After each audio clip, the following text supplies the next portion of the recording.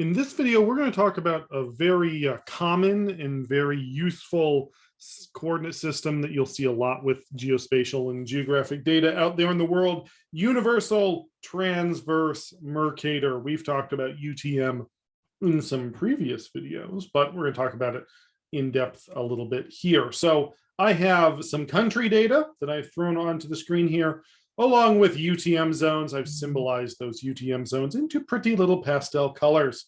Each of those colorful zones corresponds to a different UTM zone. And as you can see, the planet is divided up into about roughly 60 of them. Well, and there you go. Those are the UTM zones that you need. Now, we use a specific UTM zone to show things that are within that zone. So if we were to zoom in to New England here, we would see that our lovely state of Massachusetts is actually split into two zones. I could use my little Explorer tool to select them. Okay, so that's zone 19 in the lavender, that's zone 18 in the pink. What zone to use? Whatever zone you're in.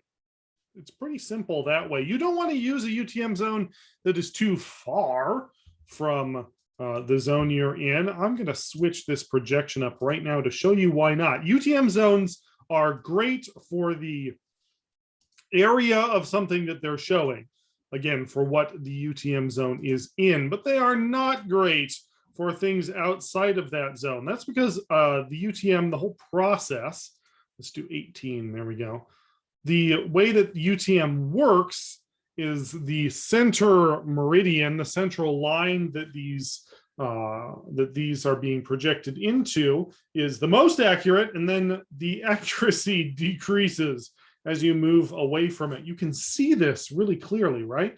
Along the center of the meridian, beautiful, even, not too much distortion at all as you go away. And just look how much bigger and not rectangular this is, this little square. This is the same area. This is the same amount of lat and long than this, but it's much more distorted.